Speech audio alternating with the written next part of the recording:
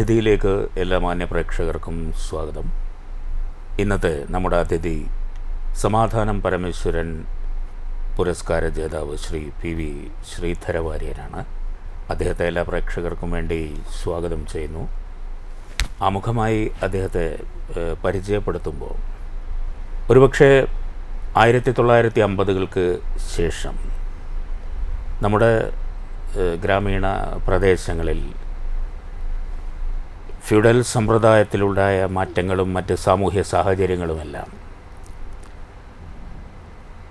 അത്തരത്തിൽ സമൂഹത്തിൽ ഉയർന്നു നിന്നിരുന്ന കുടുംബങ്ങളെ വലിയ രീതിയിലുള്ള പ്രതിസന്ധിയിലാക്കുകയും പല കുടുംബങ്ങളും നാമാവശേഷമാവുകയും അത്തരം കുടുംബങ്ങളിലെ യുവാക്കൾ ഇനി എന്ത് എന്നുള്ള ആശങ്ക ഒരുപക്ഷെ MTയുടെയൊക്കെ നോവലുകളിലെ ചില കഥാപാത്രങ്ങളെപ്പോലെ അത്തരം കുടുംബങ്ങളിലെ യുവാക്കൾ ഇനി എന്ത് എന്ന ചോദ്യചിഹ്നവുമായി ഈ സമൂഹത്തിന് മുന്നിൽ പകച്ചു നിൽക്കുകയും ഒക്കെ ചെയ്തിരുന്ന ഒരു കാലഘട്ടത്തിൽ അങ്ങനെ മെല്ലെ മെല്ലെ പലവിധ കാരണങ്ങളാൽ ദുർബലപ്പെട്ടുകൊണ്ടിരുന്ന ഒരു കുടുംബത്തിൽ നിന്ന് അതിജീവനത്തിൻ്റെ കരുത്തുമായി സമൂഹത്തിൻ്റെ പുത്തൻ രീതികളോട് പൊരുത്തപ്പെടാൻ പടവെട്ടി ആ പടയോട്ടത്തിൽ വലിയ രീതിയിലുള്ള വിജയം നേടി സർക്കാർ സർവീസിൽ പ്രവേശിക്കുകയും തുടർന്ന് മികച്ച രീതിയിലുള്ള പ്രവർത്തനങ്ങൾ തൻ്റെ ഔദ്യോഗിക ജീവിത കാലഘട്ടത്തിൽ തന്നെ നാടിൻ്റെ പൊതുവായ വികസനോന്മുഖ പ്രവർത്തനങ്ങളിൽ സജീവമായ താൽപ്പര്യമെടുക്കുകയും അതേ തുടർന്ന് വിശ്രമ ജീവിതകാലത്തും ഗ്രന്ഥശാല പ്രവർത്തനങ്ങളിലും അതുപോലെ തന്നെ ജനകീയാസൂത്രണത്തിൻ്റെയൊക്കെ ആ ഘട്ടത്തിൽ ആസൂത്രണ മികവിൻ്റെ ഒട്ടേറെ തൻ്റേതായ കാഴ്ചപ്പാടുകൾ സാമൂഹ്യ വികസനത്തിനായി സമർപ്പിക്കുകയും ചെയ്ത ഒരു വിശിഷ്ട വ്യക്തിത്വത്തിന് ഉടമയാണ് ശ്രീ ശ്രീധര വാര്യർ. എന്തുകൊണ്ടും അദ്ദേഹവുമൊത്തുള്ള ഈ ഒരു സംഭാഷണം ഒരുപക്ഷെ ഇന്നത്തെ സാഹചര്യങ്ങളിൽ പകച്ചു നിൽക്കുന്ന യുവത്വത്തിന് പോലും മാനസികമായ ഒരു ഊർജം പകരുമെന്ന് ഞാൻ വിശ്വസിക്കുന്നു. നമസ്കാരം ശ്രീ ശ്രീധര വാര്യർ. ഞാൻ ആദ്യം സൂചിപ്പിച്ചതുപോലെ ഒരു വലിയ തകർച്ചയുടെ വക്കിൽ എത്തിയിട്ടുള്ള ഒരു കുടുംബത്തിൻ്റെ ഭാഗമായി 8-9 മക്കളൊക്കെ ഉള്ള ഒരു കുടുംബത്തിൽ നിന്നാണ്. എങ്ങനെയായിരുന്നു ബാല്യം, അതിൻ്റെ ഒരു അതിജീവന ഘട്ടം, എങ്ങനെയാണ് അത്തരം പ്രതിസന്ധികളെയൊക്കെ മറികടന്നത്? ഞാൻ എൻ്റെ അച്ഛൻ്റെ അമ്മയും ഞങ്ങൾ 10 മക്കളിൽ 9ാമത്തെ മകനാണ്. അന്നത്തെ സാഹചര്യത്തിൽ ഞങ്ങളൊരു ഇടത്തരം കുടുംബമാണ്. ഒരു 4 കെട്ട് പൊളിച്ചിട്ട് അതിൻ്റെ കുറച്ച് ഭാഗം നിലനിർത്തിക്കൊണ്ട് അതിൽ ഞങ്ങൾ താമസിക്കുന്ന ഒരു കാലഘട്ടം വൈക്കോലിൽ വരെയാണ്. അങ്ങനത്തെ ഒരു കാലഘട്ടത്തിലാണ് ഞാൻ ജീവിച്ചത്. കുറച്ച് കൃഷി ചില കുടിയാന്മാരുടെ അടുത്ത്, അത് കഴിഞ്ഞ് കുറച്ച് അത് കഴിച്ചു വാങ്ങി. അങ്ങനത്തെ ഒരു സാഹചര്യത്തിൽ ആ ഒരു ചുറ്റുപാടിലാണ് ഞാൻ കഴിഞ്ഞത്. വിദ്യാഭ്യാസം കണയം LP സ്കൂളിൽ 5ാം തരം വരെ. അന്ന് LP എന്ന് പറഞ്ഞാൽ 5ാം തരം വരെയാണ്. അത് കഴിഞ്ഞ് അന്നൊക്കെ സ്കൂളിലേക്ക് പോകുകയെന്ന് പറഞ്ഞാൽ മഴയച്ച പട്ടക്കുട, കാൽക്കുട അല്ലെങ്കിൽ തൊപ്പിക്കുടയൊക്കെ പിടിച്ച് പോകുന്ന കാലഘട്ടമാണ്. അത് കഴിഞ്ഞ് അന്ന് കുളപ്പുള്ളി സ്കൂളുണ്ട്. പക്ഷേ എങ്കിലും എൻ്റെ ചില റിലേറ്റീവ്സ് അവിടെ ഉണ്ടായതുകൊണ്ട് Vallappuzha KCM UP Kuruvattur KCM UP സ്കൂളിലാണ്. UP സ്കൂൾ അന്ന് 8ാം തരം വരെയാണ് ഈ UP സ്കൂൾ എന്ന് പറയുന്നത്. ഹയർ എൻട്രി എന്നാണ് പറയുക. അന്ന് 8ാം ക്ലാസ്സിൽ പബ്ലിക് എക്സാമിനേഷനാണ്. 8ാം ക്ലാസ്സിൽ ഇന്നത്തെ SSLC മാതിരി തന്നെ പബ്ലിക് എക്സാമിനേഷനാണ് 8ാം ക്ലാസ്സിൽ. അത് കഴിഞ്ഞിട്ട് വല്ലപ്പുഴ ഹൈസ്കൂളിൽ. അന്ന് പിന്നെ വടനാകുറിശി ഹൈസ്കൂൾ ആയിട്ടില്ല. അങ്ങനെ വല്ലപ്പുഴ ഹൈസ്കൂളിൽ ആദ്യം 4th form 5th form 6th form എന്നൊക്കെയാണ് അന്ന് ഈ 10ാം ഇതിനൊക്കെ അന്ന് പറയുക. അങ്ങനെ 1958 വല്ലപ്പുഴ ഹൈസ്കൂളിൽ നിന്ന് SSLC പാസ്സായി. വലിയ തരക്കേടില്ലാത്ത ഒരു മാർക്ക്. അന്നത്തെ കാലത്ത് 10ാം ക്ലാസ് പാസ്സായ ഒരാൾ രണ്ടാമത് പിന്നീടുള്ള പഠിപ്പൊന്നും അന്ന് സാർവത്രികമായിട്ട് തുടർ പഠനം പതിവില്ല. ആ കൂട്ടത്തിൽ തന്നെ എന്നെയും വീട്ടിൽ കുറച്ച് കൃഷി കാര്യങ്ങളൊക്കെ ഉണ്ട്. അന്നൊക്കെ കുട്ടികൾ വീട്ടിൽ നമ്മൾ രക്ഷിതാക്കൾ മുതിർന്നവരോടൊപ്പം എല്ലാ ജോലിയും ചെയ്യണം. കൃഷിപ്പണിയാണെങ്കിൽ കൃഷിപ്പണി, വീട്ടിൽ ജോലികളാണെങ്കിൽ ഇതൊക്കെ അങ്ങനത്തെ ഒരു സാഹചര്യമാണ്. അപ്പോൾ കുറച്ച് കൃഷിയുണ്ട്, 2.5 പോത്ത് കന്നുണ്ട്, പിന്നെ അതിൻ്റെ അങ്ങനത്തെ കാര്യങ്ങളൊക്കെ ആയിട്ട് ജ്യേഷ്ഠനുണ്ട്. അങ്ങനത്തെ ഒരു സാഹചര്യത്തിൽ ഒരു കണക്കിന് പറഞ്ഞാൽ വീട്ടുകാരോട് ഒരു കൊല്ലം എൻ്റെ നഷ്ടപ്പെട്ടു. പക്ഷേ എങ്കിലും വീട്ടുകാരുടെ നമ്മളുടെ നിരന്തരമായ ആവശ്യത്തിൻ്റെ ഫലമായിട്ടാണ് തൃശ്ശൂർ രാമവർമ്മ സിവിൽ എഞ്ചിനീയറിംഗ് ഇൻസ്റ്റിറ്റ്യൂട്ടിൽ സിവിൽ എഞ്ചിനീയറിംഗ് സർട്ടിഫിക്കറ്റ് കോഴ്സിന് തന്നെ ചേർത്തത്.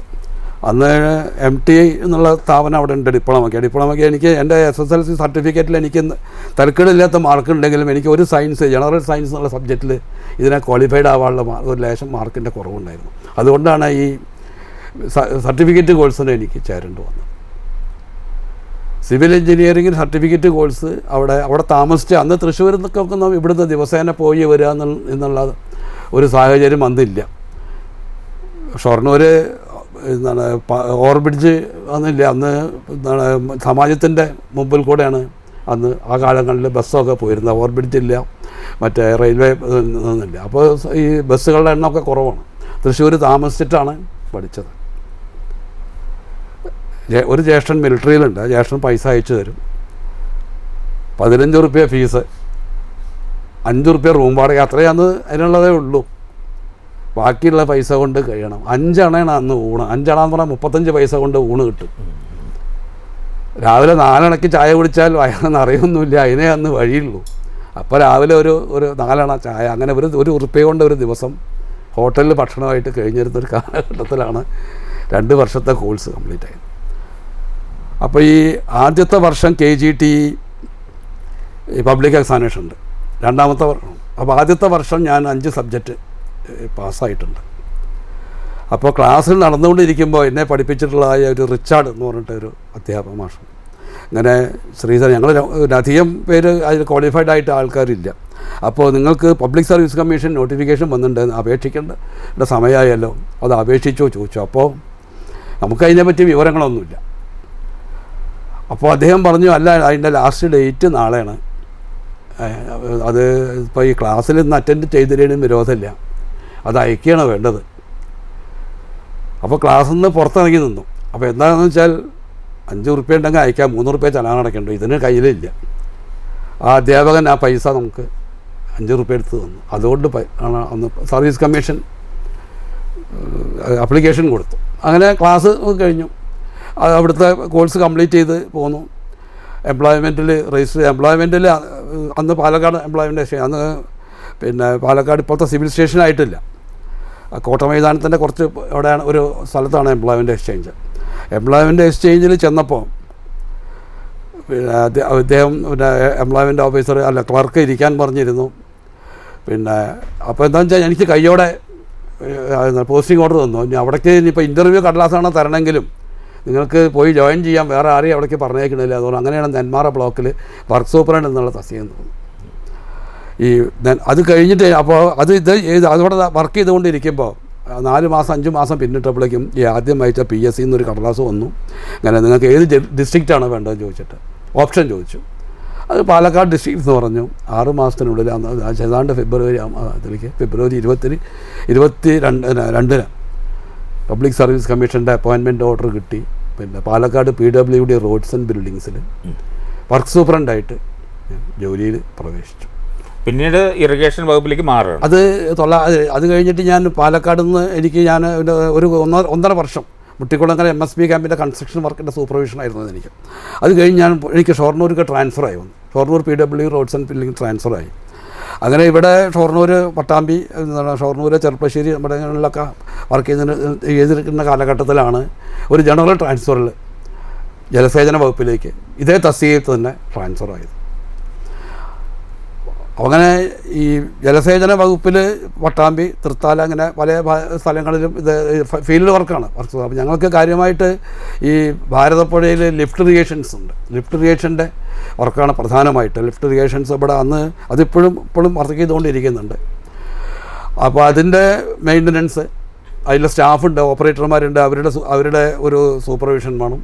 അതിലേക്ക് പിന്നെ വെള്ളം ഇതുണ്ട്, അതുമാതിരി കനാലിൻ്റെ റിപ്പയർ വർക്ക്, കനാലിൻ്റെ ഇമ്പ്രൂവ്മെൻറ്റ്സ്, പുതിയ സ്കീംസ് എൻ്റെ കാലഘട്ടങ്ങളിൽ തുടങ്ങിയിട്ടുണ്ടായിരുന്നു. അവിടെ ചെങ്ങണംകുന്ന് ഭാഗത്തൊരു ലിഫ്റ്റ് ഇറിഗേഷൻ ഉണ്ട്. അതിൻ്റെ പമ്പ് ഹൗസ് ഞാൻ കുറ്റിയടിച്ച് അന്ന് ഞാൻ ആ തസ്തികയിലുള്ള ബാക്കി എഞ്ചിനീയേഴ്സൊക്കെ ഉണ്ട്. അതേമാതിരി തുടിക്കൽ ലിഫ്റ്റ് ഇറിഗേഷൻ ഉണ്ട് ഇവിടെ വെളയൂർ. ഇപ്പം നല്ലൊരു ലിഫ്റ്റ് ഇറിഗേഷനാണ്. അതിൻ്റെയൊക്കെ പമ്പ് ഹൗസ് നോക്കാം.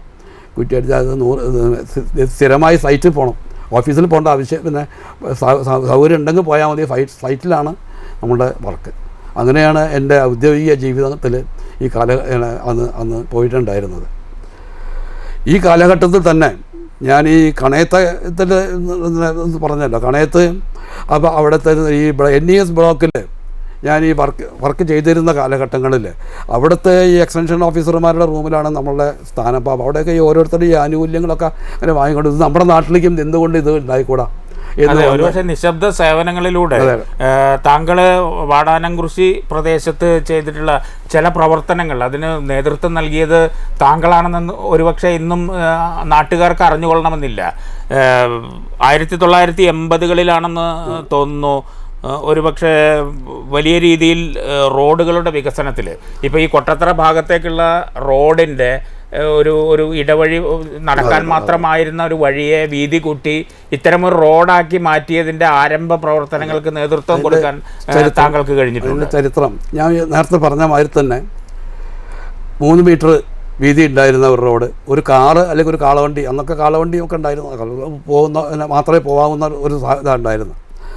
അപ്പോൾ ഈ എനിക്ക് കുറേ ഉദ്യോഗസ്ഥന്മാരായിട്ടും ബ്ലോക്കിനും ഒക്കെ ആയിട്ടുള്ള പരിചയം. നമുക്കൊരു 8 മീറ്റർ റോഡ് ഉണ്ടെങ്കിൽ വെച്ചാൽ നമുക്ക് ഇമ്പ്രൂവ്മെൻറ്റ്സിന് കൂടുതൽ സാധ്യത ഉണ്ട്. അപ്പോൾ ഈ റോഡിൻ്റെ സ്ഥലം നമുക്ക് എടുക്കുന്നതിൻ്റെ ഒരു പ്രധാന ഘടകമാണെന്നുള്ള ഒരു തിരിച്ചറിവ് അന്ന് തന്നെ എനിക്കുണ്ട്. അതിപ്പോൾ പെട്ടെന്നൊരു ഫണ്ടെല്ലാം കിട്ടിയിട്ട് അതൊക്കെ നോക്കുക, അതൊക്കെ വലിയ കാര്യങ്ങളാണ്. നമ്മളെ സംബന്ധിച്ചൊരു സാധാരണക്കാരനെ സംബന്ധിച്ചിടത്തോളം അത്തരം കാര്യങ്ങളൊക്കെ ചിന്തിക്കാവുന്ന തരത്തിലുള്ള സ്വാധീനങ്ങളോ അല്ലെങ്കിൽ മറ്റു തരത്തിലുള്ള രാഷ്ട്രീയ അവസരങ്ങളോ നമുക്കില്ല.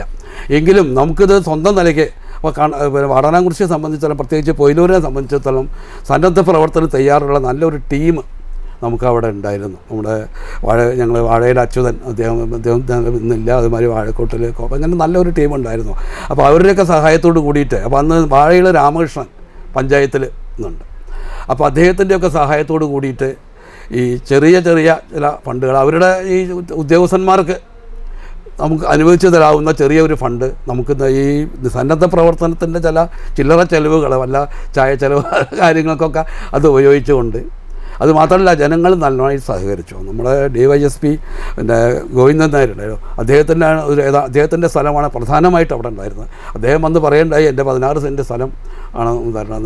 യാതൊരു പ്രയാസവും കൂടാതെ അദ്ദേഹത്തിൻ്റെ സ്ഥലങ്ങൾ എത്ര വേണ്ടത് വെച്ചാൽ എടുത്തോളാം പറഞ്ഞു. അതേമാതിരി തന്നെ അപ്പുറത്ത് വാഴക്കോട്ടിലൊക്കെ എല്ലാവരും പരമാവധി സഹകരിച്ചുകൊണ്ട് ഒരാളായിട്ട്, അവരുടെ കൂടുതൽ ഒരാളായിട്ട്, അല്ലെങ്കിൽ എനിക്ക് സാധിക്കാവുന്ന തരത്തിലുള്ള സ്വാധീനങ്ങൾ ചെലുത്തിക്കൊണ്ട് ഇവരുടെ നാട്ടുകാരുടെ എല്ലാവരും സഹകരണത്തോടു കൂടി ഒരു വീതി 8 മീറ്റർ വീതി എടുത്ത് മരങ്ങൾ, അതുമാതിരിക്ക് മുളങ്കൂട്ടങ്ങളൊക്കെയാണ്, അതൊക്കെ തന്നെ പറിച്ച് ഒരു രൂപമാക്കി കൊടുക്കാൻ ആ കാലഘട്ടത്തിൽ സാധിച്ചത് കൊണ്ടാണ് ഇന്ന് പിന്നീട് പഞ്ചായത്തിന് ടാർ ചെയ്യാനും അവിടെ ഉപയോഗം ഉണ്ടാക്കിയത്. അതല്ലാന്ന് വെച്ചാൽ ഇന്നത്തെ അന്ന് ചെയ്യാൻ കഴിഞ്ഞില്ലെങ്കിൽ ഒരു പക്ഷേ ഇന്നിപ്പോൾ അവിടെയൊക്കെ കുറേ ധാരാളം ദുബായ് ആൾക്കാരുടെ അടുത്തൊക്കെ കിട്ടി, അവർക്കൊക്കെ മതിൽ കെട്ടി വീടുകൾ പണിത്, റോഡിൻ്റെ ഏതാണ്ട് എഡ്ജിൽ വീടുകൾ പണിതു. ഇന്ന് അവർക്കത് തരാൻ സാധിക്കില്ലായിരുന്നു. നമുക്കത് വീഴ്ച കൂട്ടാൻ നമുക്ക് അന്നത് എടുക്കുകൊണ്ട് നമുക്കത് സാധിച്ചു. അതിലൊരാളായി പ്രവർത്തിക്കാൻ കഴിഞ്ഞു എന്നുള്ളത് അതിൽ മറ്റുള്ളവരുടെ കൂടെ ഒരു പങ്കാളിയായി എന്ന് മാത്രമേ ഞാൻ അവകാശപ്പെടുന്നുള്ളൂ. ഒരു ജനകീയാസൂത്രണത്തിന് മുമ്പ് ഒരുപക്ഷെ നമ്മുടെ തദ്ദേശ സ്വയംഭരണ സ്ഥാപനങ്ങൾക്കൊക്കെ വളരെ പരിമിതമായ ഫണ്ടും അധികാരങ്ങളും ഒക്കെ മാത്രം നിലനിന്നിരുന്ന ഒരു കാലഘട്ടത്തിൽ, ആ കാലഘട്ടത്തിലാണ് താങ്കളൊക്കെ സജീവമായി ഇത്തരം ഫണ്ടുകൾ സമാഹരിക്കുന്നതിന് നേതൃത്വം നൽകിയത്. മറ്റ് 10ഓളം റോഡുകളുടെ വികസനത്തിനും ഇത്തരത്തിൽ ഒരു ഇടപെടൽ നടത്തിയിട്ടുണ്ടല്ലോ. ആ കാലഘട്ടത്തിൽ കൊല്ലം ഏതാണ്ട് എനിക്ക് 80 കാലഘട്ടത്തിലാണെന്ന് തോന്നുന്നു, ഒരു ഫ്ലഡ് വലിയൊരു കാറ്റും മഴയും ഒക്കെ ഉണ്ടായിരുന്ന സമയത്ത് കാറ് മീതെ നമ്മുടെ വാടാനംകുറിശി തീപ്പെട്ടി കമ്പനി സ്റ്റോപ്പിൽ അവിടെ ഒരു കാറിന് മീതെ ഒരു മരം വീണിട്ട് ഒരു ഡോക്ടർക്ക് അത്യാഹിതം സംഭവിക്കേണ്ടത്. അപ്പോൾ അപ്പോൾ അതിൻ്റെ അടിസ്ഥാനത്തിൽ തന്നെ ആ വാടാനംകുറിശി ഭാഗം ഫ്ലഡ് അഫക്റ്റഡ് ഏരിയ ആയിട്ട് ഗവൺമെൻറ് നിന്ന് തീരുമാനം എടുക്കുകയും ആ വാർഡിൽ ആ പ്രദേശത്ത് ചെലവ് ചെയ്യാനായിട്ട് കുറച്ച് ഫണ്ട് അത് ബ്ലോക്ക് പഞ്ചായത്ത് മുഖാന്തരമാണ്. അന്ന് ബ്ലോക്ക് പഞ്ചായത്ത് എന്ന് പറയുന്നില്ല, അന്ന് ബ്ലോക്കാണ് മുഖാന്തരം. ആ ഫണ്ടിൽ പിന്നെ എനിക്ക് പരിചയമുള്ള ചില ഉദ്യോഗസ്ഥന്മാരും അവിടെ ഉണ്ടായിരുന്നു. അപ്പോൾ ആ ഫണ്ട് ഉപയോഗപ്പെടുത്തിയിട്ട് ഈ വാർഡിൽ അത് ആ ഫണ്ട് ഈ കൊട്ടത്തറ റോഡിന് അത് ഒരു കൺവീനറെ വെച്ചിട്ട് ജനകീയമായിട്ടാണ് അവർക്ക് ചെയ്തത്. കൺവീനറെ വെച്ച് അവിടെ തന്നെ ഉള്ള ആൾക്കാരെ വെച്ചിട്ട് ഓരോരുത്തർ വെച്ചിട്ട് അന്ന് കൊട്ടത്തറ റോഡിൻ്റെ 2 റീച്ച് ഒരു 10,000 ഉറുപ്പ്യ വെച്ച് ചെറിയ ഫണ്ടാണ് തന്നിട്ടുള്ളത്. അന്ന് ഇതേമാതിരി തന്നെ പടിഞ്ഞാക്കര കോളനി റോഡിൽ ഇതേമാതിരി 10,000 2 റീച്ചായിട്ട് ചെയ്യാൻ കഴിഞ്ഞു. അതേമാതിരി തന്നെ പൊയിലൂർ സ്കൂളിലേക്ക് മറ്റേ TP ഉണ്ണീഷൻ്റെ വീടിൻ്റെ പഠിച്ച കൂടെ ചെയ്യാൻ കഴിഞ്ഞു. അങ്ങനെ ഒരു 8-10 വർക്കുകൾ ആ കാലഘട്ടങ്ങളിൽ അത് നാട്ടുകാർക്കൊക്കെ അറിയാവുന്ന കാര്യം. അതൊക്കെ ഉപയോഗപ്പെടുത്തിയിട്ടാണ് ഈ റോഡിൻ്റെ ഒരു രൂപം അന്ന് വീതി കൂട്ടിയിട്ട് നമുക്ക് ചെയ്യാൻ കഴിഞ്ഞിട്ടുള്ളത്. പിന്നീട് ജനകീയ ആസൂത്രണത്തിൻ്റെ ഘട്ടത്തിലേക്ക് കടക്കുമ്പോൾ താങ്കൾ ബ്ലോക്കുമായൊക്കെ ബന്ധപ്പെട്ടിട്ട് ആ പ്രവർത്തനങ്ങളിൽ സജീവമായിരുന്നു. അതിനിടയ്ക്ക് ഒരു NSS ക്യാമ്പ് പട്ടാമ്പി കോളേജിൽ ഒരു NSS ക്യാമ്പ് പൊയിലൂർ സ്കൂളിൽ വെച്ച് നടക്കുന്നുണ്ടായിട്ടുണ്ട്. ആ ക്യാമ്പിൽ അന്നത്തെ തീരുമാനപ്രകാരം ഇതേമാതിരി തന്നെ ഏതാനും ഇടവഴികൾ റോഡാക്കാമെന്നുള്ള അതിലും ചില റോഡുകളൊക്കെ ഈ പറഞ്ഞ മാതിരി തന്നെ NSS ക്യാമ്പിലെ വളണ്ടിയേഴ്സിൻ്റെ മുഖാന്തരം തന്നെ അതിലാ കൊട്ടത്തറയിൽ നിന്ന് പിന്നെ ബാവപ്പടി ഭാഗത്തേക്ക് വടനാകുറിശി വല്ലപ്പുഴ റോഡിനെ ലിങ്ക് ചെയ്യുന്ന റോഡ്, അതേമാതിരി ഒരു NSS റോഡ് തന്നെ പറഞ്ഞുകൊണ്ട് അച്യുതാരി മാഷയുടെ ഭാഗത്തേക്ക് പോകുന്നത് ഇതൊക്കെ അന്ന് ചെയ്യാൻ കഴിഞ്ഞിട്ടുണ്ട്. അതിനുശേഷം ഈ ജനകീയാസൂത്രണം വന്ന കാലഘട്ടങ്ങളിൽ അന്നേക്ക് ജനകീയാസൂത്രണം എന്ന് പറഞ്ഞു കഴിഞ്ഞാൽ അത് അതിൻ്റെ അതിനുള്ളതായ ഗൈഡ് ലൈൻസും അതിൻ്റെ പ്രവർത്തനങ്ങൾ തീരുമാനിക്കാനും ഒക്കെ ആയിട്ടുള്ള കമ്മിറ്റികളും കാര്യങ്ങളൊക്കെ വന്നു. ജനകീയാസൂത്രണം വന്നപ്പോഴാണ് ഈ ഫണ്ടുകളൊക്കെ വ്യത്യസ്ത വകുപ്പുകളിലേക്ക് മറ്റതൊക്കെ വികസനം എന്ന് പറഞ്ഞാൽ റോഡോ അല്ലെങ്കിൽ അങ്ങനത്തെ മാത്രം, ഇതല്ല വിദ്യാഭ്യാസം, അതുമാതിരി ആരോഗ്യം, മറ്റ് സാമൂഹ്യ പ്രവർത്തനങ്ങൾക്കൊക്കെ ഫണ്ട് ഇത്ര ശതമാനം എന്ന് പറഞ്ഞ് വിഭജിച്ച് പ്രത്യേകിച്ച് കാർഷിക മേഖലയ്ക്ക് കൂടുതൽ ഊന്നിക്കൊണ്ട് ഒരു ശതമാനം പൈസ കാർഷിക മേഖലയ്ക്ക് ഊന്നിക്കൊണ്ടുള്ള ഒരു സെറ്റപ്പ് ജനകീയ ആസൂത്രണത്തിലാണ് വന്നത്. ആ കാലത്താണ് ഈ ഫാം റോഡുകളൊക്കെ ഈ പാടത്ത് കൃഷിക്കാർക്ക് വിത്ത് വളം അതേമാതിരി കറ്റ കൊണ്ടുവരാനുള്ള സൗകര്യത്തിനൊക്കെ ചില ഫാം റോഡുകളൊക്കെ അതിലൊക്കെ ഈ പറഞ്ഞ മാതിരി ഞാൻ ആ കാലഘട്ടങ്ങളിൽ ജനകീയ ആസൂത്രണത്തിൽ ഞാൻ അതിൽ ഡിസ്ട്രിക്ട് റിസോഴ്സ് പേഴ്സൺ എന്ന് പറയുന്ന അതൊരു സന്നദ്ധ പ്രവർത്തനമാണ്. അത് ബ്ലോക്കിലുണ്ടായിരുന്നു. പട്ടാമ്പി ബ്ലോക്കിലും ഇതേമാതിരി ഈ റിസോഴ്സ് പേഴ്സൺസിൻ്റെ സംവിധാനം ഉണ്ടായിരുന്നു. അതേമാതിരി അന്ന് ടെക്നിക്കൽ അഡ്വൈസറി കമ്മിറ്റി എന്ന് പറഞ്ഞിട്ട് അന്ന് ബ്ലോക്കിലാണ് ഈ വർക്കുകളുടെ ടെക്നിക്കൽ സാങ്ഷൻ കൊടുക്കുന്നത്. ടെക്നിക്കൽ സാങ്ഷൻ ബ്ലോക്കിൽ നിന്ന് കൊടുത്ത് അത് DPCക്ക് അയക്കുന്ന ഒരു സംവിധാനമായിരുന്നു. അപ്പോൾ അതിൽ ഈ ടെക്നിക്കൽ അഡ്വൈസറി കമ്മിറ്റിയിലും എനിക്കുമൊക്കെ ഒരു സ്ഥാനം ഉണ്ടായിരുന്നു. എനിക്ക് ജലസേചനത്തിൻ്റെ സ്ഥാനങ്ങളായിരുന്നു. അതേമാതിരി വിവിധ മേഖലയിൽ പിന്നെ അതായത് പ്രാവീണ്യം സംഭവിച്ച ആൾ ഇപ്പോൾ ഇലക്ട്രിസിറ്റി വിഭാഗത്തിൽ ഒരു രാമേന്ദ്രൻ എന്ന് പറഞ്ഞിട്ട് അവിടെ കള്ളാടിപ്പറ്റ ഉണ്ടായിരുന്നു. വിദ്യാഭ്യാസ വകുപ്പിൽ നമ്മുടെ നാരായണൻ മാസ്റ്റർ, ഇപ്പോൾ P നാരായണൻ മാസ്റ്റർ ആണ് വിദ്യാഭ്യാസത്തിൽ. അദ്ദേഹം ഇന്നും സജീവമാണ്. അത് പഞ്ചായത്തിൽ ഈ ജ്യോതിഷ പദ്ധതികളൊക്കെ അദ്ദേഹത്തിന്. അപ്പോൾ അങ്ങനെ ആ തരത്തിലും എനിക്ക് പ്രവർത്തിക്കാൻ കഴിഞ്ഞിട്ടുണ്ട്. അപ്പോൾ അന്ന് ഈ ഫാം റോഡുകളൊക്കെ അപ്പോൾ നമ്മുടെ പൊയിലൂരിൽ തന്നെ ഒരു ഫാം റോഡ് ഇവിടെ പിന്നെ ഇവിടുന്ന് ചെറിയ ഫാം റോഡ് ഇപ്പോൾ ഉണ്ട്. അതൊക്കെ ആ കാലഘട്ടങ്ങളിൽ വന്നിട്ടുള്ളതാണ്. അതുമാതിരി ചെല്ലംകുളത്തിൻ്റെ പ്രവർത്തനം തുടങ്ങി വെച്ചിട്ടുള്ളത് ഇതൊക്കെ അന്ന് ഈ നേരത്തെ പറഞ്ഞ മാതിരി എനിക്കതിൽ സ്വന്തമായി പങ്കാളിത്തം ആദ്യം പറഞ്ഞ മാതിരിയുള്ള പങ്കാളിത്തങ്ങളൊന്നുമില്ല. അത് പഞ്ചായത്തിൻ്റെ വികസന പ്രവർത്തനങ്ങളുടെ പിന്നെ തീരുമാനങ്ങളെടുത്ത അതിൻ്റെ ഭാഗത്തുള്ള പ്രവർത്തന വർക്കിൻ്റെ പേര് പറഞ്ഞു എന്ന് മാത്രമേ ഉള്ളൂ. ആദ്യം പറഞ്ഞ മാതിരിയുള്ള നമ്മളുടെ ഇൻവോൾവ്മെൻറ്റ് ഈ രണ്ടാമത് പറഞ്ഞതില്ല. നമ്മളത് ക്ലിയർ ആക്കാതിരുന്നാൽ ഔദ്യോഗിക ജീവിതത്തിൻ്റെ തുടർച്ചയായി ഇത്തരം പ്രവർത്തനങ്ങളിൽ ഒക്കെ ഏർപ്പെടുമ്പോഴും കക്ഷി രാഷ്ട്രീയത്തിൽ നിന്ന് വളരെ ബോധപൂർവം മാറി നിൽക്കാനുണ്ടായ ഒരു മാനസികാവസ്ഥ അതെന്താണ്? ഞാൻ രാഷ്ട്രീയത്തിൽ ഒരു പാർട്ടിയുടെയും അംഗത്വം ഒരു കാലത്തും ഉണ്ടായിട്ടില്ല. അത് അങ്ങനെ ഒരാശയം എനിക്ക് പണ്ട് മുതൽക്കേ എനിക്ക് തോന്നിയിട്ടില്ല. അപ്പോൾ അത് കാരണം അതിന് പ്രത്യേകിച്ച് കാരണങ്ങളൊന്നുമില്ല. രാഷ്ട്രീയമായിട്ട് എനിക്ക് എല്ലാവരുമായിട്ടും ഉള്ള സൗഹൃദം നമുക്കുണ്ടായിരുന്നു. അത് ഗുണകരമായിട്ടും നമ്മളാണ് എനിക്കിപ്പോഴും എൻ്റെ ഒരു അഭിപ്രായത്തിൽ അതിലുള്ളത്. ഇനിയും തുടരാം. അതേ നിലയ്ക്ക് തന്നെ വികസനത്തെക്കുറിച്ച് കൃത്യമായ കാഴ്ചപ്പാടുകളുള്ള ഒരു അതിനെക്കുറിച്ച് നിരീക്ഷണങ്ങളുള്ള വ്യക്തി എന്നുള്ള നിലയിൽ ഒരു ജനപ്രതിനിധി എന്ന നിലയിൽ കൂടുതൽ കാര്യങ്ങൾ ചെയ്യാൻ കഴിയുമായിരുന്നു എന്നെപ്പോഴും തോന്നിയിട്ടുണ്ട്. നമുക്കത് ചെയ്യാൻ നമുക്ക് സാധിക്കും. കാരണം എന്ന് വെച്ചാൽ ഈ സർക്കാർ സർവീസിൽ ഉണ്ടായിരുന്ന ആൾക്കാരെ പൊതുവായിട്ട് ഞാൻ നമ്മളെ പെൻഷൻ യൂണിയനിലൊക്കെ, പക്ഷേ അത് പലർക്കും അത് സ്വീകാര്യമല്ല, പറയാറുണ്ട് നമ്മൾക്ക് സർവീസിൽ ഉണ്ടായിരുന്ന ആൾക്കാരൊക്കെയാണ് ജനങ്ങളെ കൂടുതൽ സേവിക്കാൻ പറ്റുക. നമുക്ക് അവിടുത്തെ അനുഭവങ്ങൾ നമുക്ക് സർവീസിലുള്ള കാലത്തും സാധിക്കും, സർവീസിൽ നിന്ന് പിരിഞ്ഞാലും നമുക്ക് ചെയ്യാൻ സാധിക്കും. അത് നമ്മൾ പരമാവധി നമ്മൾ ഉപയോഗപ്പെടുത്തണം എന്ന് ഞാൻ എപ്പോഴും നമ്മുടെ അഭിപ്രായങ്ങൾ പറയാറുണ്ട്. കാരണം അത് നമ്മളുടെ കാര്യങ്ങൾ നമുക്കത് എന്ത് കാര്യങ്ങൾ, ഇപ്പോൾ ഞാൻ ഒരു ചെറിയൊരു ഉദാഹരണം പറയാം. അത് ഇപ്പോൾ വാടനാംകുറിച്ചി സ്കൂളിൽ ഒരു കാലത്താണ് വേണുമാഷ് ഹെഡ് മാസ്റ്റർ ആയിരുന്ന കാലം ഒരു ഇത് വേണ്ടിയിട്ട് ഒരു കോൺഫറൻസ് വെച്ചിട്ടുണ്ട് ശ്രീധരവാര. എനിക്ക് അവിടേക്ക് പോകണം. അപ്പോൾ ഒരു ബിൽഡിങ്ങിന് എസ്റ്റിമേറ്റ്, അത് എക്സിക്യൂട്ടീവ് എഞ്ചിനീയർ PWD റോഡ്സ് വിഭാഗത്തിലെ ബിൽഡിങ്സ് വിഭാഗത്തിലെ ഒരു എക്സിക്യൂട്ടീവ് എഞ്ചിനീയർ സൈൻ ചെയ്ത എസ്റ്റിമേറ്റ് ആയിട്ട് കോൺഫറൻസിന് ഹാജരാവാനാണ് പറഞ്ഞിരിക്കുന്നത്. ഫ്ലഡ് ഡാമേജ്സിൽ ഒരു മിനിസ്റ്റർ അറ്റൻഡ് ചെയ്യുന്ന ഒരു കോൺഫറൻസാണ്. അപ്പോൾ ഈ പറയുന്ന മാതിരി ഒരു ഒരു ബിൽഡിങ്ങിൻ്റെ എസ്റ്റിമേറ്റ് എന്ന് പറഞ്ഞാൽ 40 ഐറ്റംസാണ്. നമുക്കത് അത്ര എളുപ്പമുള്ള അല്ലാതെ ഒരാൾ പറഞ്ഞത് ഒരാഴ്ചത്തെ വർക്കുണ്ട്.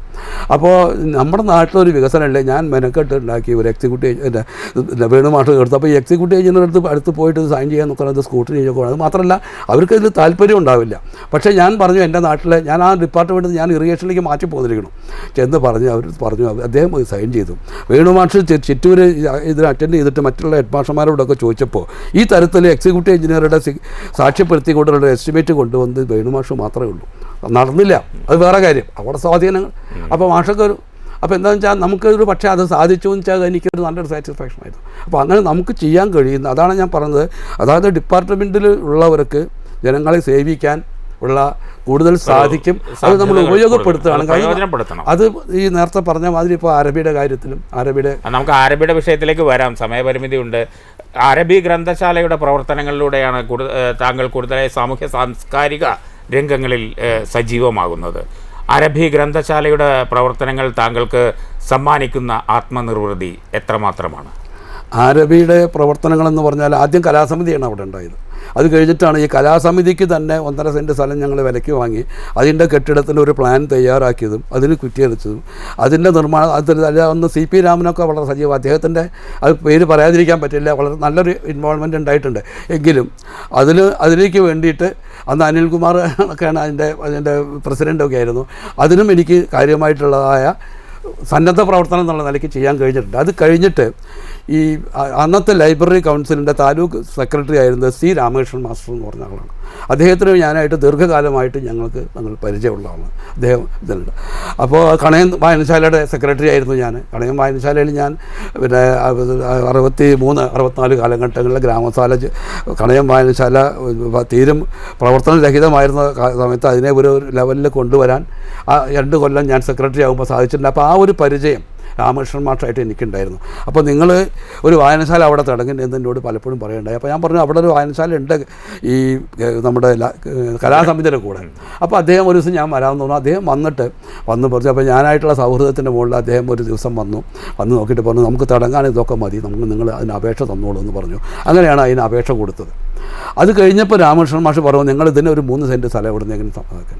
സ്ഥലം കിട്ടി. അപ്പോൾ രാമകൃഷ്ണൻ മാഷിൻ്റെ മനസ്സിലും അന്നുള്ളത് ലൈബ്രറി കൗൺസിലിൻ്റെ ഫണ്ടാണ്. അപ്പോൾ അങ്ങനെ 50% കിട്ടുള്ളൂ.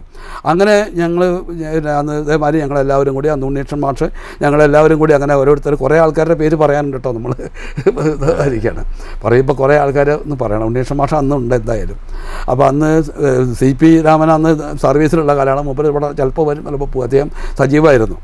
അപ്പോൾ എങ്ങനെയായാലും ശരി നമ്മുടെ വൈഫിൻ്റെ ബന്ധുക്കളും കൂടി ആയിട്ടുള്ള അവരോട് അപ്പോൾ സൗജന്യമായിട്ട് തരാൻ ആരും തയ്യാറില്ല. അപ്പോൾ ഏതായാലും നമുക്ക് അനുയോജ്യമായ സ്ഥലത്ത് കലാസമിതിയുടെ തൊട്ടടുത്ത് തന്നെ ഒരു 6 സെൻറ്റ് സ്ഥലം, അന്നത്തെ മാർക്കറ്റ് റേറ്റിന് സെൻറ്റിന് 10,000 രൂപ വെച്ചിട്ട് 6 സെൻറ്റ് സ്ഥലം 60,000 രൂപയ്ക്ക് അവർ തരാമെന്ന് സമ്മതിച്ചു. എൻ്റെയും കൂടി ഒരു സ്വാധീനം കൊണ്ടാണ് ആ സ്ഥലം അവർ തരാൻ വേണ്ടി സമ്മതിച്ചത്. നമുക്ക് അനുയോജ്യമായൊരു സ്ഥലമായിരുന്നു. സ്ഥലം നമുക്ക് ലഭ്യമായി.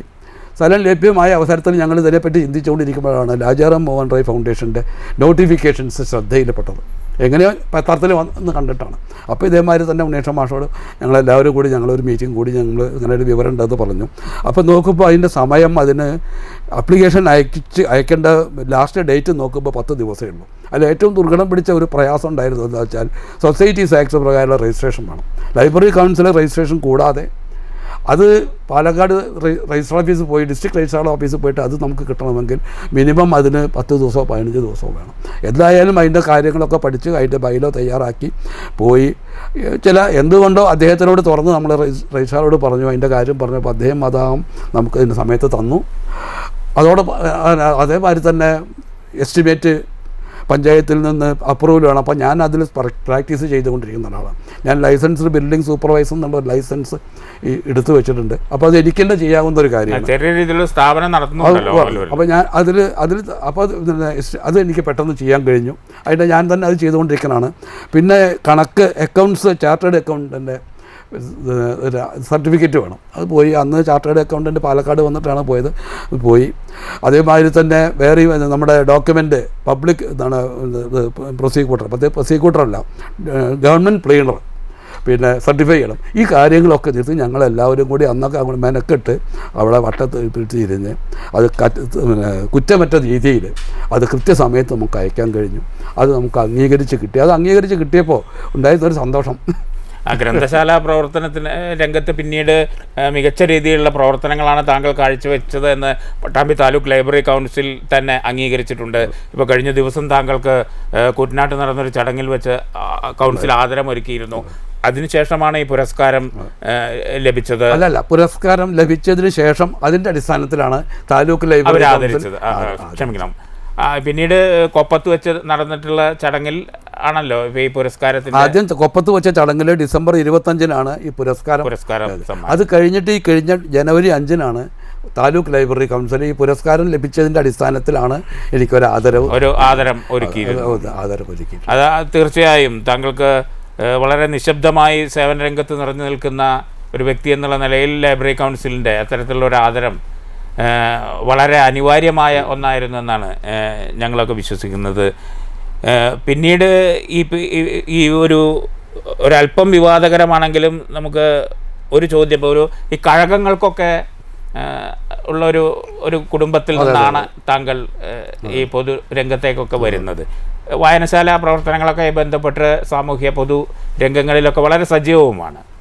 ഇപ്പോൾ ഏറ്റവും ശക്തമായി നിലനിൽക്കുന്നത് ക്ഷേത്രങ്ങളുടെ അകത്ത് വളരെ സജീവമായി പ്രവേശനമുള്ള ഒരു വിഭാഗം എന്നുള്ള നിലയിൽ ഇപ്പോൾ നിലനിൽക്കുന്നൊരു വിവാദം ഈ സമീപ ദിവസങ്ങളിലായി ക്ഷേത്രത്തിനകത്ത് പ്രവേശിക്കുമ്പോൾ ഷർട്ട് ധരിക്കാമോ എന്നുള്ളൊരു വിവാദം താങ്കളുടെയും ശ്രദ്ധയിൽപ്പെട്ടിട്ടുണ്ടാവും. വ്യക്തിപരമായി ഈ ഒരു വിവാദത്തിൽ ഒരു അഭിപ്രായമുണ്ട്. ഈ ആചാരങ്ങളൊക്കെ പണ്ട് ഇങ്ങനെയുള്ള ആചാരങ്ങളൊക്കെ നിശ്ചയിച്ചത് അന്നത്തെ വസ്ത്രധാരണ രീതി അന്ന് ഈ ഷർട്ട് ഒക്കെ നിലവിലില്ലാത്തൊരു കാലഘട്ടങ്ങളിലായിരുന്നു. സത്യത്തിൽ പഴയ കാലഘട്ടങ്ങളിൽ പുരുഷന്മാർക്കും മേൽവസ്ത്രങ്ങളില്ല, സ്ത്രീകൾക്ക്. എൻ്റെ കുട്ടിക്കാലത്തൊക്കെ ഞാൻ കാണയത്ത് ഇപ്പോൾ നമ്മളിപ്പോൾ ഈ ചർച്ചകൾ തുടങ്ങുന്ന അവസരത്തിൽ ആദ്യം പ്രതിപാദിച്ചല്ലോ ഉള്ള കാര്യങ്ങൾ, ആ കാലഘട്ടത്തിലൊക്കെ പിന്നെ അന്ന് പുരുഷന്മാർക്കും സ്ത്രീകൾക്കൊന്നും മേൽവസ്ത്രം സാർവത്രികമായിട്ട് ഇല്ലാത്തൊരു കാലഘട്ടമാണ്. എനിക്ക് നല്ല എൻ്റെ കുട്ടിക്കാലത്ത് ഓർമ്മയുണ്ട്. അപ്പോൾ എൻ്റെ ഒരു അഭിപ്രായത്തിൽ അതുകൊണ്ട് ഷർട്ട് ധരിച്ച് ക്ഷേത്രങ്ങളിൽ പ്രവേശിക്കുന്നത് കൊണ്ട് യാതൊരു അശുദ്ധിയും ക്ഷേത്രങ്ങൾക്ക് ഉണ്ടാവില്ല എന്ന് ഉറച്ച വിശ്വസിക്കുന്ന ഒരാളാണ് ഞാൻ. അത് അന്നത്തെ കാലത്ത് അത്തരം ഒരു വസ്ത്രധാരണ രീതി ആയിരുന്നത് കൊണ്ട് അത് അങ്ങനെ ചേർന്ന് പോകുന്നു, അങ്ങനെ നമുക്ക് തുടർന്ന് പോന്നു. ഇപ്പോൾ ഈ പിന്നെ വിവാദങ്ങൾ ഞാൻ പത്രത്തിൽ വരുന്നത് ഞാൻ സാധാരണ ശ്രദ്ധിക്കാറുണ്ട്. ഞാൻ ഈ പറഞ്ഞ മാതിരി അടുത്ത സുഹൃത്തുക്കളോടൊക്കെ നമ്മൾ പറയാറുണ്ട്, ഷർട്ട് ധരിച്ച് ക്ഷേത്രത്തിൽ പ്രവേശിക്കുന്നത് ഉണ്ട്. അത് മാത്രമല്ല, അതല്ലാത്ത തരത്തിലുള്ള ചില പ്രയാസങ്ങൾ. ഇപ്പോൾ ഗുരുവായൂർ ക്ഷേത്രത്തിൽ നമ്മൾ ആ തിക്കും തിരക്കുമായിട്ട് നമ്മൾ ഏറെ നേരം ക്യൂവിൽ നിന്ന് നമ്മൾ ആ അകത്ത് പ്രവേശിക്കുന്ന അവസരത്തിൽ പിന്നെ ഏറ്റവും ക്ഷേത്രത്തിൻ്റെ മുമ്പിലെത്തുന്ന അവസരത്തിലൊക്കെ എല്ലാവരും വയർപ്പും ഒക്കെ ആയി തിക്ക് തിരക്കുന്ന അവസരത്തിൽ അങ്ങോട്ടും ഇങ്ങോട്ടും ഒക്കെ ഇതാകുമ്പോൾ ഈ ഷർട്ട് ധരിക്കാതെ ആൾക്കാരിൽ നിന്നുള്ള ഈ വയർപ്പിൻ്റെയും കുപ്പായം ധരിക്കുന്നത് തന്നെയാണ് കുറച്ചുകൂടി ഉചിതം എന്നുള്ള ഉറച്ച അഭിപ്രായക്കാരനാണ് ഞാൻ. വീട്ടുകാരെ കുറിച്ച് ഭാര്യ, മക്കൾ അവരൊക്കെ എന്ത് ചെയ്യുന്നു? എനിക്ക് എൻ്റെ വൈഫ് പിന്നെ ഓങ്ങല്ലൂർ മൂലൂർക്കര എയ്ഡഡ് LP പ്രൈമറി സ്കൂളിലെ ഹെഡ് മിസ്സസ് ആയിരുന്നു. ആദ്യം അധ്യാപികയായിരുന്നു, പിന്നെ പ്രൊമോഷനായിട്ട് ഹെഡ് മിസ്സസ് ആയിട്ടാണ് റിട്ടയർ ചെയ്ത് 2005 ഞാൻ 95 സർവീസ്, അവർ 2005 റിട്ടയർ ചെയ്ത്. അവിടെ സ്കൂളിലായിരുന്നു. എൻ്റെ മക്കൾ, എനിക്ക് 2 പെൺമക്കളാണുള്ളത്. അവർ 2 പേരും പ്രൈമറി അധ്യാപകരാണ്. ഒരാൾ അവരുടെ അമ്മ സതി വർക്ക് ചെയ്തിരുന്ന അതേ സ്കൂളിൽ തന്നെ ഇപ്പോൾ ഹെഡ് മിസ്സസ്സാണ്. സതി റിട്ടയർ ചെയ്തതിന് ശേഷം വേറെ ഒരു ചെറിയൊരു ഇടവേളയ്ക്ക് ശേഷം അവിടെ ഹെഡ് മിസ്സസ്സായിട്ട് ഇപ്പോൾ തുടരുകയാണ്. രണ്ടാമത്തെ മകൾ ശ്രീജ, ആദ്യത്തെ മകളുടെ പേര് ജ്യോതിലക്ഷ്മി എന്നാണ്. രണ്ടാമത്തെ മകൾ ശ്രീജ AMLPS കള്ളാടിപ്പറ്റാന്ന് പറയും, പോക്കുപടി എയ്ഡഡ് സ്കൂളിൽ അധ്യാപികയാണ്. പിന്നെ സണ്ണിലോ അവരെല്ലാം പൊതുരംഗത്ത് സജീവമാണ്. 2 പേരും ഇവർ 2 പേരും എൻ്റെ വീടിൻ്റെ ലെഫ്റ്റും റൈറ്റും അടുത്തടുത്ത് ആയിട്ട് തന്നെ വീട്. അതുകൊണ്ട് അവരുടെ സഹായം നമുക്കുണ്ട്. ഇതാണ് എൻ്റെ ജീവിതത്തിലെ ഏറ്റവും എനിക്ക് വലിയ ഒരു ദൈവ അനുഗ്രഹം എന്ന് നമുക്ക് പറയാൻ പറ്റും. മക്കളുടെ സഹായമുണ്ട്, മരുമക്കളുടെയും സഹായം എനിക്കുണ്ട്. അപ്പോൾ സണ്ണിലോ മൂത്ത ആൾ പിന്നെ ഹരിദാസ്, അദ്ദേഹം ടെക്നിക്കൽ എഡ്യൂക്കേഷനിൽ സൂപ്രണ്ടായിട്ട്, അതിൻ്റെ ഹെഡ് സൂപ്രണ്ട് എന്നാണ് പറയുക, ഷൊർണൂരിൽ നിന്ന് റിട്ടയർ ചെയ്ത് ഇപ്പോഴും ആരബിയുടെ സെക്രട്ടറി ആയിട്ട് അവിടെ സജീവമായി രംഗത്തുണ്ട് അദ്ദേഹം. മനസ്സിലായും. മറ്റേ രണ്ടാമത്തെ സണ്ണിൽ ഗോപിനാഥ് ആനന്ദെന്നാണ് നമ്മൾ പറയുക. അദ്ദേഹം പട്ടാമ്പി അഗ്രികൾച്ചറൽ യൂണിവേഴ്സിറ്റിയിൽ നിന്ന് സെക്ഷൻ ഓഫീസറായിട്ട് റിട്ടയർ ചെയ്തിട്ടുണ്ട്. അദ്ദേഹം ഒരു നല്ല പാചക കലാകാരൻ കൊണ്ട് അദ്ദേഹം കുറേശ്ശെയൊക്കെ അദ്ദേഹം ഒരു സേവനം എന്നുള്ള നിലയ്ക്കും അല്ലാത്ത തരത്തിൽ പ്രൊഫഷണലായിട്ടും ഒക്കെ അതിലൊരു താല്പര്യമാണ്. അദ്ദേഹം അത് പഠിച്ച ചില പാരമ്പര്യമായിട്ട് പഠിച്ചൊരു കല എന്നുള്ള നിലയ്ക്ക് കുറേശ്ശെയൊക്കെ അത് നമ്മുടെ പൊതുരംഗത്ത് ഇപ്പോൾ ഈ ആരബിയുടെ പ്രവർത്തനങ്ങളിലൊക്കെ അത് വളരെ ഉപകാരമുണ്ട്. അമ്പലത്തിൻ്റെ കാര്യങ്ങൾക്കും അമ്പലത്തിൻ്റെ പ്രസാദവിട്ട് ഇപ്പോൾ ആരബിയുടെ ഇതിനൊക്കെ പരിപാടികൾക്കൊക്കെ ഭക്ഷണം ഇതൊക്കെ അദ്ദേഹത്തിൻ്റെ നല്ല സാന്നിധ്യമാണ്. എൻ്റെ പേരക്കുട്ടികൾ ഇതേമാതിരി തന്നെ എനിക്ക് 2 പേർക്ക് 2 മക്കളാണ്. മൂത്ത ജ്യോതിയുടെ മകൻ എറണാകുളത്ത് ഒരു പ്രൈവറ്റ് കമ്പനിയിൽ സൂപ്പർവൈസറായിട്ട് വർക്ക് ചെയ്യുന്നു. അതിൽ താഴെയുള്ള പെൺകുട്ടിയാണ് അനുപമ. അവളിപ്പോൾ 1 മാസം മുമ്പായിട്ട് മദ്രാസിൽ ചെന്നൈയിൽ ഒരു മൾട്ടിനാഷണൽ കമ്പനിയിൽ പോസ്റ്റ് ഗ്രാജുവേറ്റ് എഞ്ചിനീയറായിട്ട് ഇപ്പോൾ ജോലി ചേർന്നു. രണ്ടാമത്തെ മൂത്ത മകൾ ബിടെക് കഴിഞ്ഞിട്ട് ഇവിടെ ബാംഗ്ലൂർ ബെൻസ് കമ്പനിയിൽ ഡിസൈൻ എഞ്ചിനീയറാണ്. അതിൽ താഴെയുള്ള കുട്ടി കാശ്മീരിൽ പിന്നെ ഇവിടെ ശ്രീനഗറിൽ അഗ്രികൾച്ചറൽ PG ചെയ്തുകൊണ്ടിരിക്കുകയാണ്. എന്തായാലും ഞാനൊരു സന്തുഷ്ട കുടുംബമാണെന്ന് പറയുന്നതിൽ എനിക്ക് സന്തോഷമുണ്ട്. എന്താണെന്ന് വെച്ചാൽ മക്കളുടെ സഹായം നമ്മുടെ ഇതിലുണ്ട്. 84 വയസ്സായി. ഇപ്പോൾ വലിയ ചെറിയ ആരോഗ്യ പ്രശ്നങ്ങളൊക്കെ ഉണ്ടെങ്കിലും ഇപ്പോൾ ഈ കാണുന്ന ആരോഗ്യ പ്രശ്നങ്ങൾക്കിടയിലും സമൂഹത്തിൻ്റെ ഉന്നതിക്കായി ഒട്ടേറെ കാഴ്ചപ്പാടുകളുമായി വളരെ സജീവമായി പ്രവർത്തിക്കുന്ന ശ്രീ PV ശ്രീധര വാര്യർ, അദ്ദേഹം പറഞ്ഞു ഇത്തരമൊരു മേളപ്പെരുക്കത്തിൻ്റെ അമരക്കാരനായി അദ്ദേഹം സാമൂഹ്യ പുരോഗതിയുടെ മേളപ്പെരുക്കത്തിൻ്റെ അമരക്കാരനായി നിൽക്കുമ്പോൾ ഇടംതലയും വലംതലയുമായി 2 മക്കളുടെയും മരുമക്കളുടെയും ഒക്കെ സജീവമായ അദ്ദേഹത്തിന് സഹകരണവും പ്രോത്സാഹനവുമൊക്കെ ലഭിക്കുന്നുണ്ട് എന്ന് അദ്ദേഹം സൂചിപ്പിക്കുന്നു. തുടർന്നും ഇത്തരം പ്രവർത്തനങ്ങളിൽ സർവേശ്വരൻ എല്ലാവിധ അനുഗ്രഹങ്ങളും താങ്കൾക്ക് നൽകട്ടെ എന്ന് ആശംസിക്കുന്നു. നമസ്കാരം.